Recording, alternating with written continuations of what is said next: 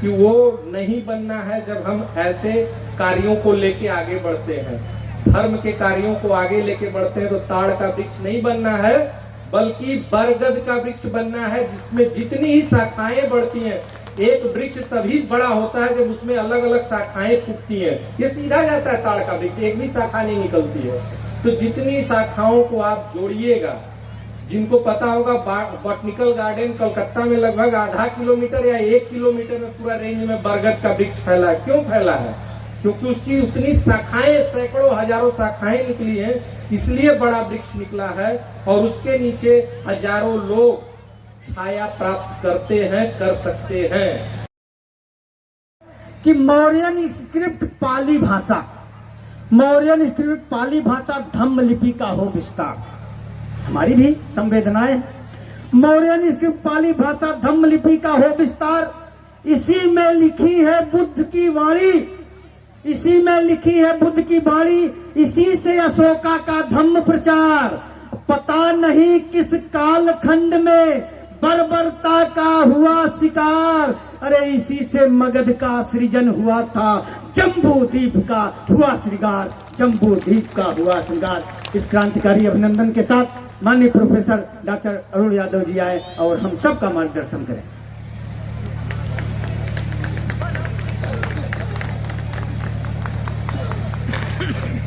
नमो नमो तस् भगवतो अरहतो सम्मा सम्बुद्धस्स। धन्यवाद राजेश जी परिचय कराने के लिए।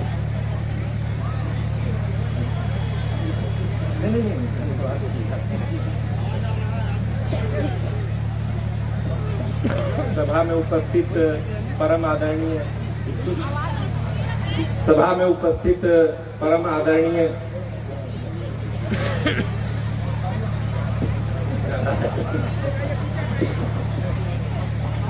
सभा में उपस्थित परम आदरणीय इक्षु संघ, आदरणीय खा अनिल शाक्य जी, डॉक्टर केशव शाक्य जी, रविंद्र मौर्य जी, सच्चिदानंद जी और मंच पे उपस्थित अन्य गणमान्य व्यक्ति, मैं समय बचाने के लिए अपनी बातें संक्षिप्त में ही सबको अपना अभिवादन प्रकट करता हूं। और मैं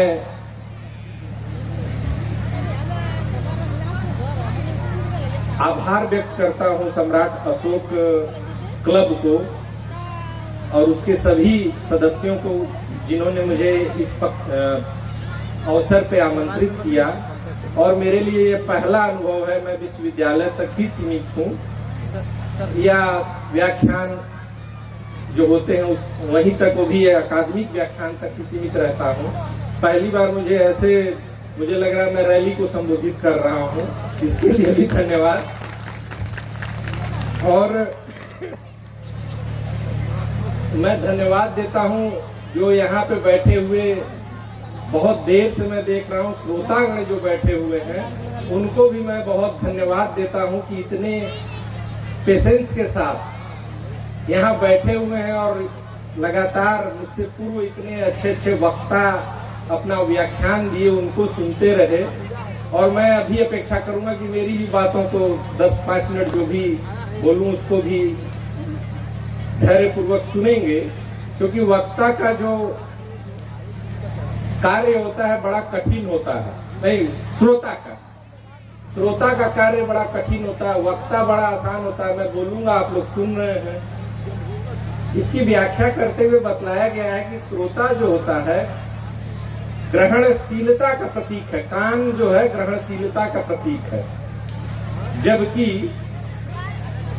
आंख जो है, जो देख रहा है, वह लोचन, जैसे हम लोग कोई घूर के बहुत देर तक देखे, किसी स्त्री को कोई घूर के देखे देर तक, तो उसको बोला जाएगा बड़ा लुच्चा है। यानी देर तक अगर आप किसी को देख लिए तो उसको बड़ा गलत दृष्टि से देखा जाता है। लेकिन अगर आप ध्यान से मुझे सुनेंगे तो मुझे बड़ा अच्छा लगेगा, क्योंकि आप ग्रहण कर रहे हैं। तो श्रोता जो होता है, अगर अच्छा न, मतलब अगर नहीं ध्यान देता है तो हम लोगों को बुरा लगता है। ये दो अंगों में विभेद है। खैर, मैं अपनी बातों पे आता हूँ। आप सभी को धन्यवाद देते हुए जब इस सभा की शुरुआत हुई तो धनंजय जी ने कुछ पंक्तियां कही, मुझे वो पंक्तियां भूल गई, मुझे याद करने में थोड़ा टाइम लगता है, लेकिन इतना याद है कि उन्होंने एक चिंता व्यक्त की कि हमारी जो प्राचीन धरोहर या जो है उनको कौन संभालेगा। उनकी चिंता वो थी, व्यक्त कर रहे थे वो चिंता। और वो सच है कि जो पुरानी चीजें हैं उसको कौन संभालेगा, कौन देखेगा आज के समय में। वहीं दूसरी तरफ मुझे उनका नाम याद नहीं आ रहा, क्षमा चाहूंगा, आए और तुरंत 2 मिनट में बोल के चले गए कि उनका पुत्र या पोता जो भी रहा हो कि दादाजी के लाट पे मत्था टेक के गया। राजेश्वर सिंह जी, धन्यवाद, छत्तीसगढ़ से। इसमें उनकी आशा दिखती है। जो वो चिंता व्यक्त किए थे, ये लड़का आशा देख रहा है कि वो मैं देखूंगा मत्था टेक के, मैं उसको सहेजूंगा, मैं उसको संरक्षित करूंगा और मैं अपने अगली पीढ़ी को उसको ट्रांसफर करूंगा, क्योंकि ये जरूरत है। जो हमें मिला है हम उसको अपनी अगली पीढ़ी को स्थानांतरित करें, ट्रांसफर करें। ये बहुत बड़ी चीज है। तो मैं दोनों चीजें एक साथ देखता हूं, चिंता भी होना। अगर हम चिंतित नहीं होंगे तो हम ऐसे व्यक्तियों को पैदा नहीं कर पाएंगे। मैं जब छोटा था तो मेरे बड़े पिताजी अक्सर कभी कभी बोलते हुए, मैं भी गांव ही देहात से जुड़ा हुआ व्यक्ति हूँ, ज्यादा दूर मेरा घर गांव नहीं है, वो बोला करते थे, उत्थान पतन के झूले पे संसार झुलाया जाता है। ये जो संसार या हमारा जीवन है, ये इन दोनों चीजों पे हमेशा झूले के समान है। आप ध्यान दीजिएगा, जब हम झूले पे बैठते हैं तो निचले पायदान पे बैठते हैं, सीधे ऊपर नहीं चले जाते हैं। और जब झूला चलने लगता है तो हम सबसे ऊपर जाते हैं। जब एकदम टॉप पे पहुंच जाते हैं तो उसके बाद कोई जगह नहीं रहती कि उससे ऊपर आप चले जाइएगा। आपको फिर नीचे आना है, फिर निचली पायदान पे आइएगा। हम लोगों के जीवन में भी इसी तरह चीजें होती हैं। कभी हम सुखी होते हैं तो समझ लीजिए कि हम उस ऊंचाई पे हैं, जब दुखी होते हैं तो समझ लीजिए डाउन पे हैं। और कभी भी निराश नहीं होना चाहिए, क्योंकि जब नीचे आ गए तो झूला ऊपर की ही तरफ जाएगा। और जो ऊपर है तो ये भी मान के चलिए कि अब हमारा नीचे भी जाएगा, 4 दिन लगे 10 दिन लगे, तो घबराना नहीं चाहिए। अब मैं इसको बौद्ध धर्म से जोड़ता हूँ। क्या आपको लगता है कोई भी धर्म, दुनिया का ऐसा कोई भी धर्म हो, जब अपने टॉप पे पहुंच जाता है, जब अपनी ऊंचाई पे पहुंच जाता है, क्या बुद्ध की थ्योरी, जिन्होंने उत्थान पतन की बात की कि हर क्षण हर चीज परिवर्तित हो रही है, तो उनके पे एप्लीकेबल नहीं होगा? उनके रिलीजन पे, उनके मानने वाले पे, हर चीज पे वो उनके पे भी उतना ही एप्लीकेबल है। और एक समय आया जब टॉप पे पहुंचा, तो उसके बाद वो समय आया कि वो डिक्लाइन, नीचे गिरता चला गया। ऐसी परिस्थिति आई कि हम भारत के सबसे महानतम पुत्र, मैं बोलता हूं सबसे महानतम पुत्र अपने गौतम बुद्ध को हम भूल गए। आज से 200 साल पहले, ज्यादा दिन नहीं, 200 साल पहले, 200 साल पहले भगवान बुद्ध को इस भारत में कोई नहीं जानता था। उसका उदाहरण दे रहा हूं। आप लोग जागरूक हैं, इस संस्था से जुड़े हुए हैं तो जानते हैं। जरा और गांव में और जाइएगा, जरा पूछिएगा, भगवान बुद्ध को जानते हैं? जरा नाम पूछिएगा कि ठीक है उनके माँ का नाम बता दो। मैं चैलेंज दे रहा हूं यहीं बैठे बैठे कि पिताजी का नाम बता दो, कोई नहीं बता पाएगा।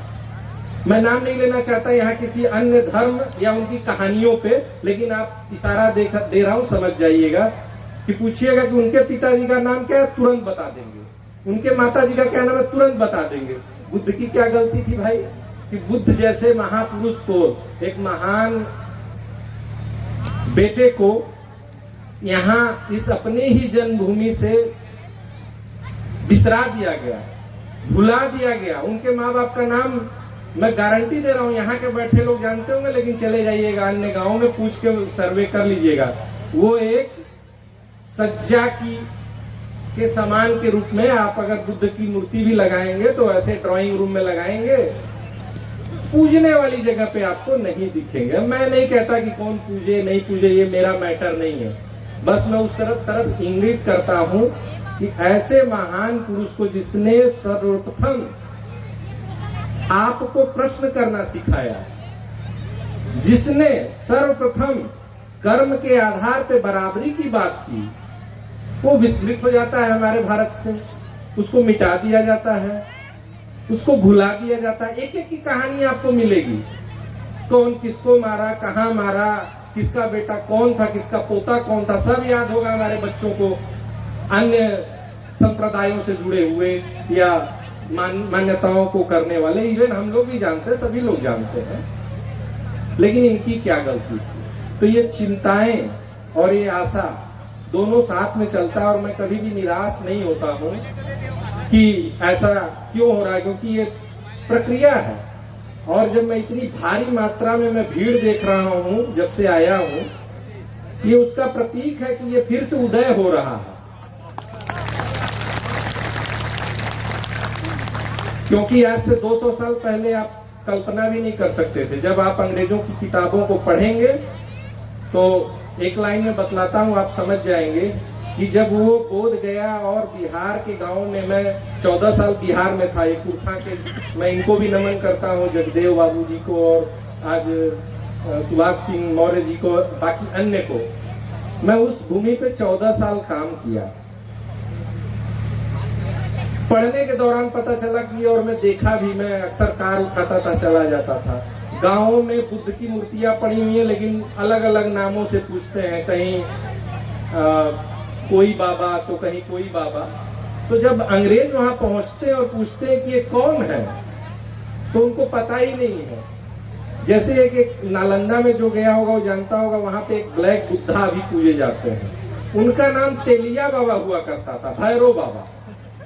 उनको ये कोई नहीं जानता था कि ये भगवान बुद्ध है। और मैं पूछने भी जा रहा हूँ, पढ़ने वाला मेरी यूनिवर्सिटी से पढ़ा हुआ है, उसको पता है कि ये बुद्ध है, तो कह रहा है बुद्ध भगवान है, लेकिन ये तेलिया बाबा है। एनीवेज, मेरा उस पे नहीं हो, तेलिया बाबा माने, बुद्ध माने। लेकिन जब अंग्रेजों से पूछा जाता था तो इसी तरह की बातें होती थी।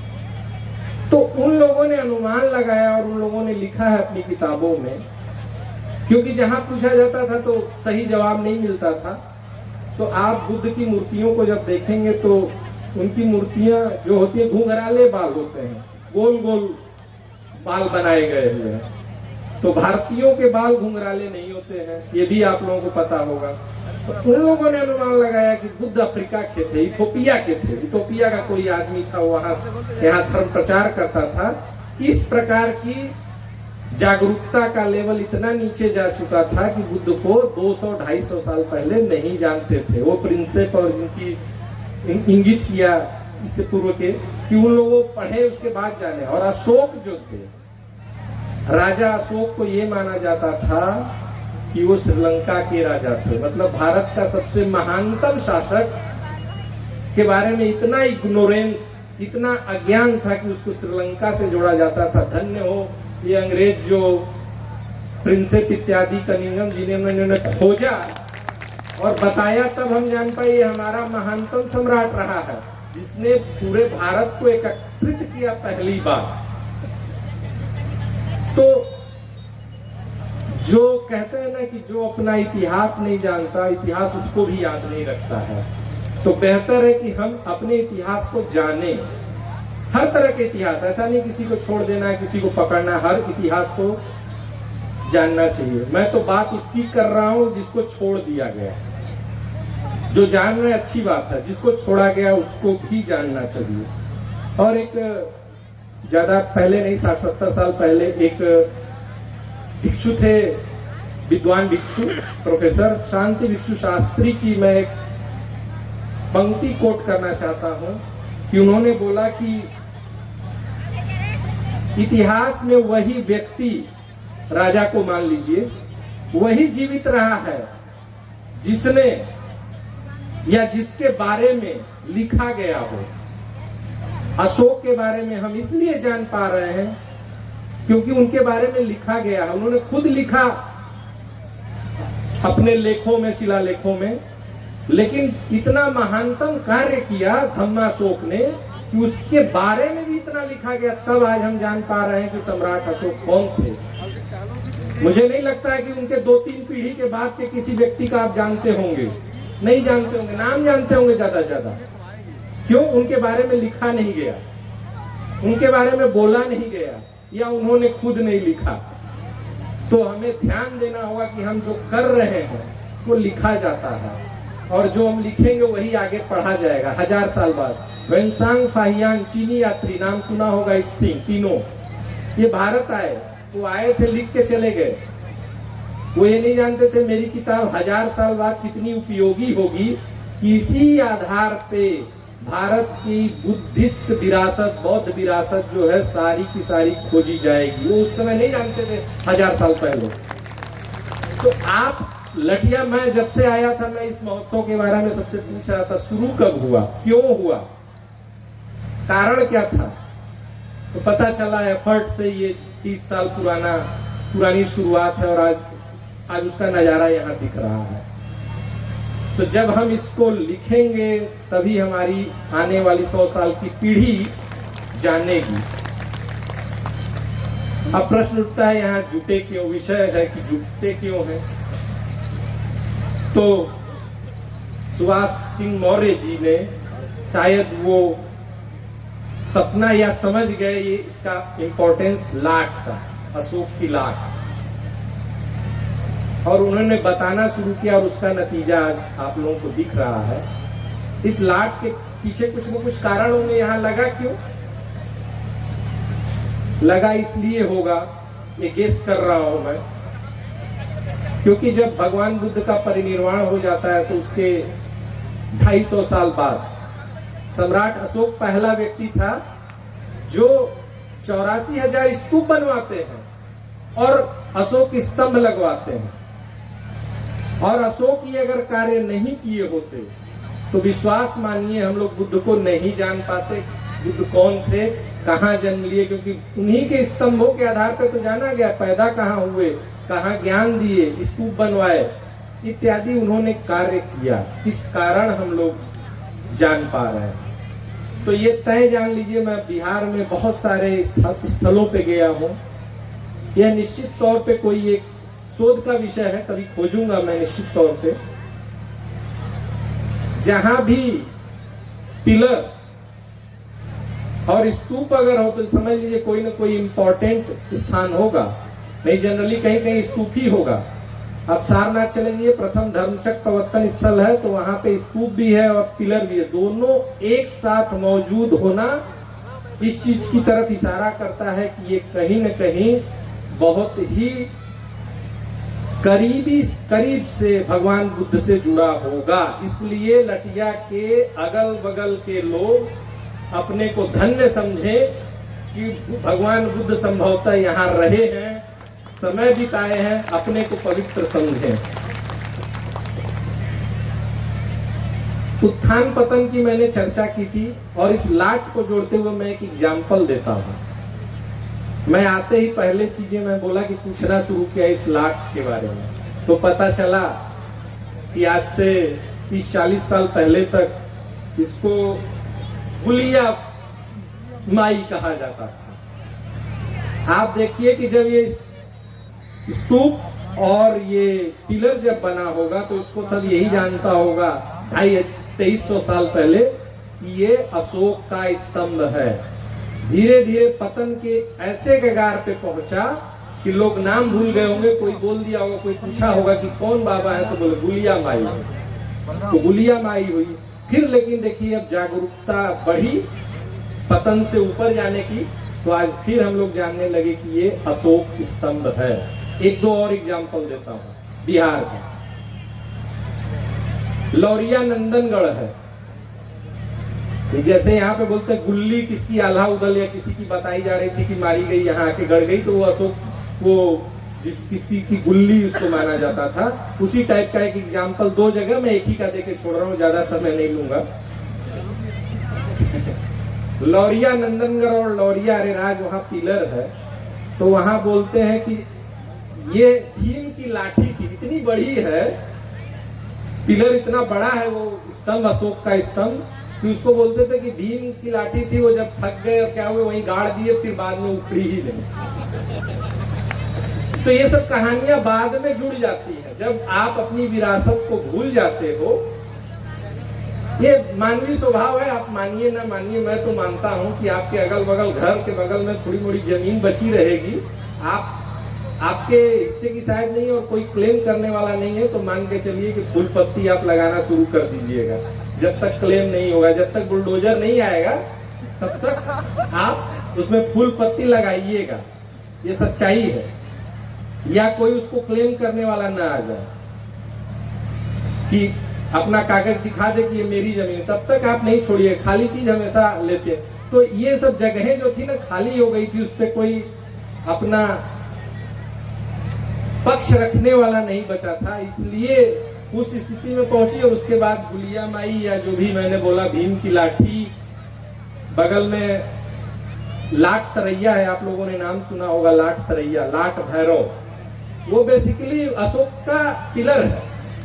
ये लिखा हुआ है वेंसांग की डायरी में, और उसको मैंने ट्रेस किया, उसका इतिहास, तो पता चला कि वो वही जगह है जहां भगवान बुद्ध उत्तरी द्वार से निकलते हैं। चाइनीज लिटरेचर में, पाली में नहीं, उत्तरी द्वार से जब निकल रहे थे बनारस आने के बाद, तो वहीं तो उन्होंने यश को देखा था। यश पहला, पांचों के बाद पहला शिष्य था जो भिक्षु बना, उनको वहीं पे देखा था। पाली चुप है इस पे, पाली सीधे तो वहां पहुंच जाता है सारनाथ, लेकिन चाइनीज लिटरेचर बहुत पुराना, वो बोलता है कि उसको वहीं पे देखते थे और बोले थे ये आज रात में घर छोड़ेगा।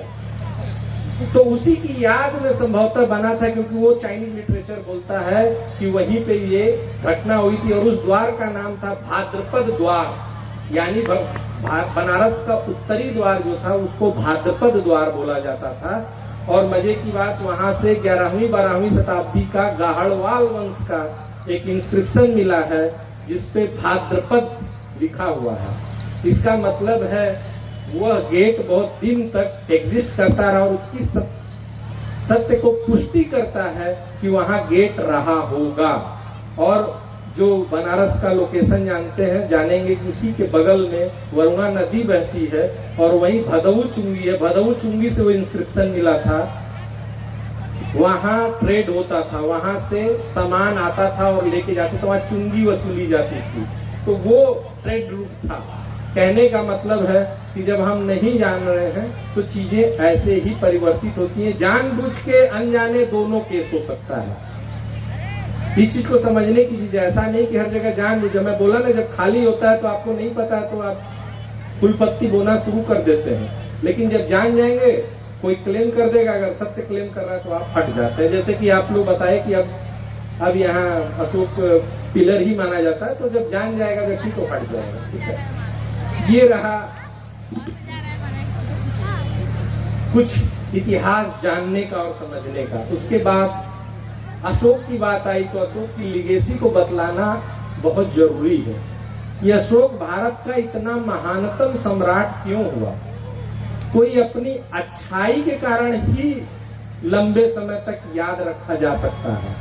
बुराई करिएगा वो ठीक है, चर्चा तो सबकी होगी, राम की होगी तो रावण की होगी, कृष्ण की होगी तो कंस की होगी, लेकिन जब उदाहरण दिया जाएगा तो राम का दिया जाएगा, कृष्ण का दिया जाएगा, बुद्ध का दिया जाएगा, अपोजिट वाले का नहीं दिया जाएगा। तो अशोक ऐसा शासक था जो जिसकी ख्याति भारत की बाउंड्री से तोड़ के बाहर तक गई, सुदूर देशों में गई। आपके थाईलैंड में मिलेगा, लाओस, कंबोडिया, वियतनाम, और मैं चीन गया हूं। सबसे बड़ी आश्चर्य का विषय, चीन में मुझे ज्ञात हुआ कि वहां पे उनके नाम से 17 या 18 स्तूप हैं, अशोक स्तूप। मैं ये नहीं मानता कि ऐतिहासिक रूप से अशोक गए हैं वहां पे या वो खुद किसी से भेज के बनवाया, मैं ये नहीं मानता, लेकिन ये नाम पहुंच जाना और उनके नाम से ही स्तूप बनना कि अशोक ने बनवाया, ये भी अशोक की ही देन है, उसकी ख्याति की, उसके पुण्य कर्म की देन है कि वो आज भी नाम लेते हैं। और आप जाइएगा, वो लोग प्रोनाउंस करते हैं अयुवांशु, चाइनीज में बोला है, यानी अशोक स्तूप। वो लोग जानते हैं अशोक को, आज के भी बच्चे जानते हैं कि अशोक कौन थे। वो इतना प्रतापी राजा, बाकियों के बारे में वहां कोई नहीं जानता, बुद्ध और अशोक के बारे में ही जानते। और मैं सिचुआन यूनिवर्सिटी के लाइब्रेरी में गया, एक प्रोफेसर ने मुझे फोटो मांगा था, पता चला कि सिचुआन यूनिवर्सिटी में अशोक की मूर्ति रखी हुई है। मैंने उनकी 2-3 मूर्तियां लाके दिया, बहुत पुरानी है।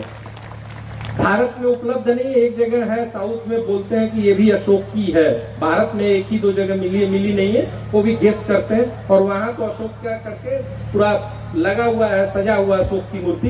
भारत के म्यूजियम में आप नहीं पाइएगा अशोक की मूर्ति।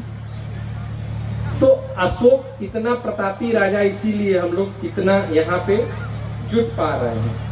भगवान बुद्ध जब बोलते हैं कि दुख है, दुख का कारण है, तो इतने देर तक रोग की बात किए हम कि ये रोग था, ये रोग था।